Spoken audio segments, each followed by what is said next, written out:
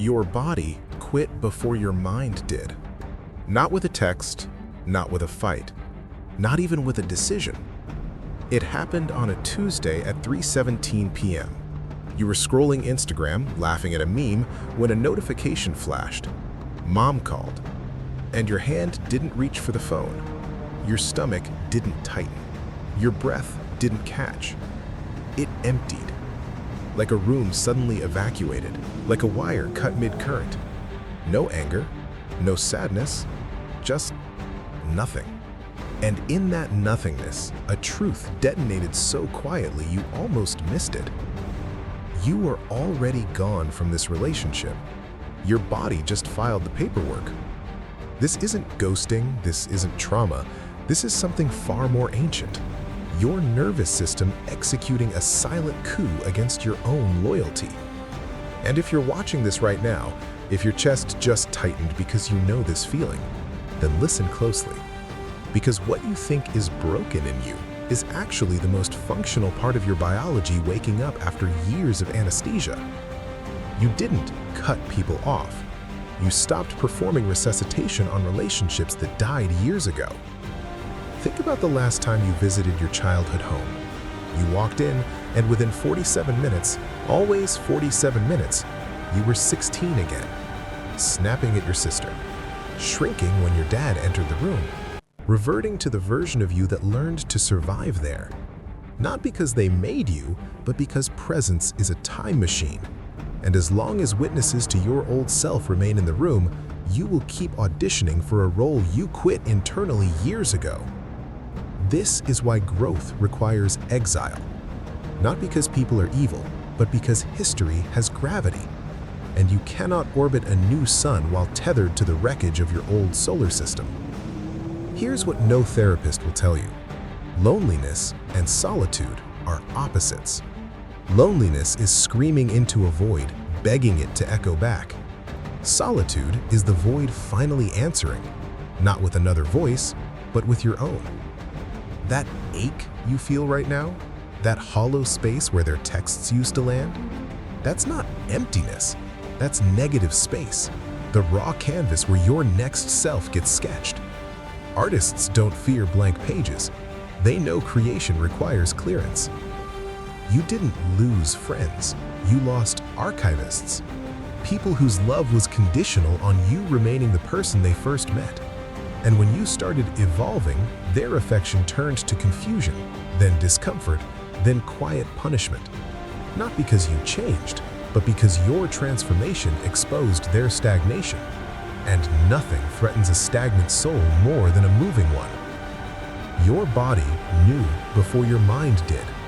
The migraine before family dinner, the fatigue that hit when that name appeared on your screen, the way your shoulders climbed towards your ears walking into rooms where you once performed.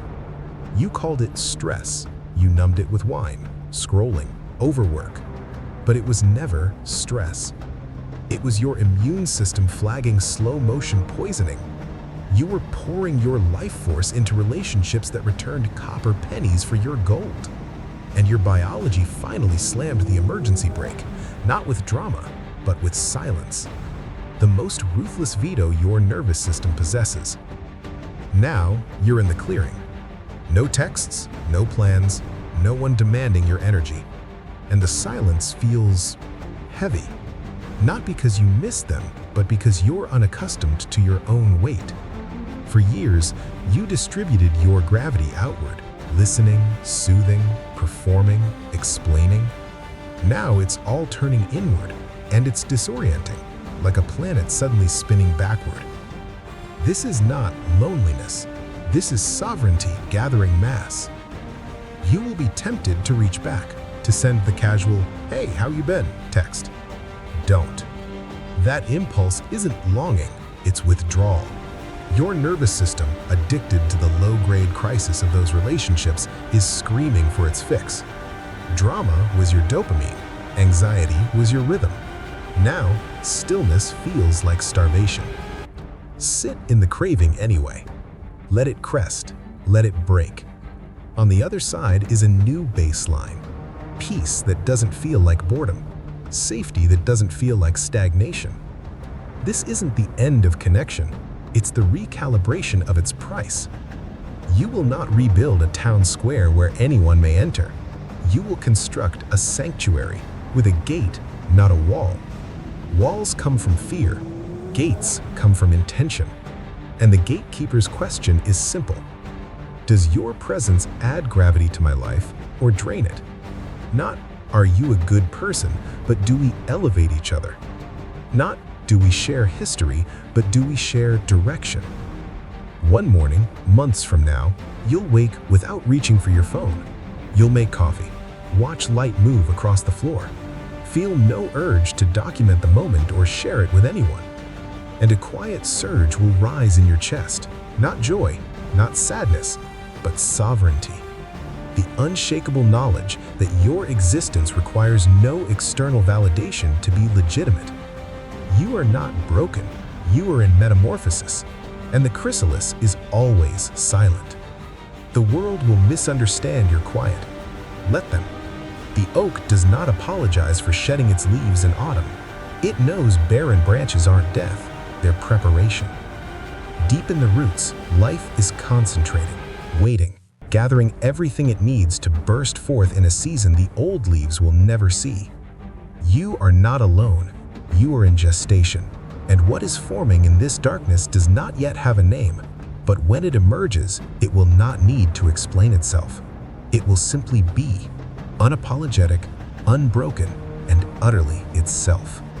The silence is not a punishment, it is a preparation. The void is not the end, it is the womb. You are not abandoned, you are unobserved, and in the dark, you are becoming something the light is not yet ready to see. Wait for it, build in it, and when you are ready, open the gate, but only for those who know the password.